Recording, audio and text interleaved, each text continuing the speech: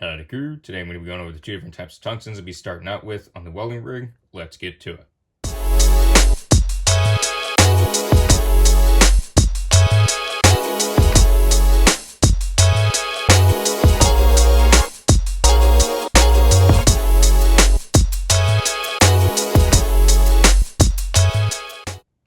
So I'm just going to be going over the two different types of tungstens I prefer to use the most, and that is 2% thoriated and 1.5% lanthanated. So red and gold.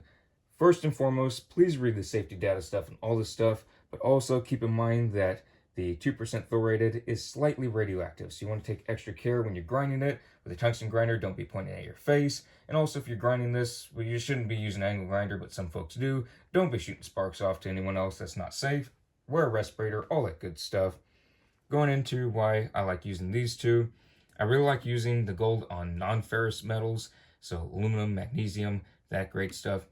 Red, I really like using on ferrous metals, so steel, stainless steel, all that good stuff. Now, these are slightly interchangeable depending on what you're doing.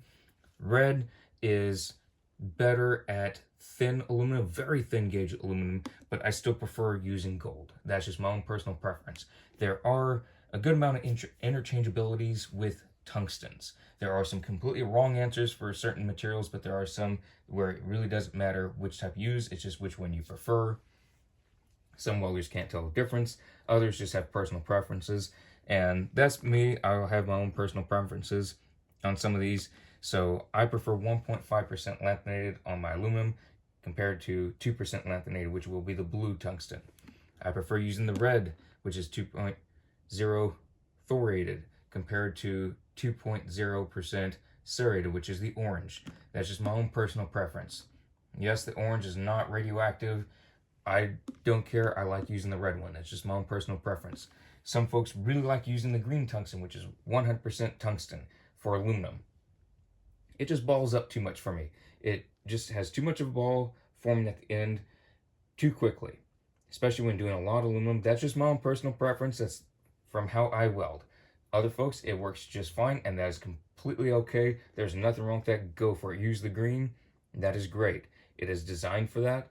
But for me, it just creates too much arc warning once it balls up too much. You got to stop more, and that's just my own personal opinion on it. So don't ever let someone say that you can only use green tungsten on aluminum. There are some things that are right and wrong with tungstens, but there's also gray areas, and that being one of the many gray areas that you can be having for the interchangeability of tungstens. So when you're doing this, make sure to do your research. Doesn't mean you have to try every single tungsten. Just find what will work best for your personal needs.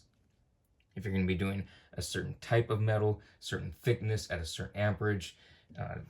As an example, orange is supposed to be a good replacement for red. So the 2% serrated is supposed to be a good replacement to 2% thoriated. Now, you can't run it as high of an amperage because it has a habit of losing some of its properties in the tungsten, and after a while it won't weld as good as it's meant to. So you can have higher amperage there, but also the orange isn't radioactive. To me, that doesn't bother me as much because I'm very careful with it, how I handle the dust, how I dispose of it, and when I'm sharpening it, all that good stuff. So just do your research on which one is best for your own personal needs, your projects, your job sites, what have you. I just really like using the gold and the red, so 1.5% lanthanated and 2.0% thoriated. And I will be eventually purchasing the other tungstens because I want to give them all another try. I haven't done that in many years, but I'm looking forward to doing that eventually. So I'm looking forward to having some fun with it, seeing if something will work differently for me now compared to before. And it's just going to be interesting. I'm going to have fun with that. But starting off with the welding rig, I do have more of these at my house and at the yard for the welding rig. I just purchased some more, just have more on hand because there will be plenty of these they're going to be going through for different projects, which I'm excited for. So hope y'all enjoyed, and I'll see y'all in the next vlog.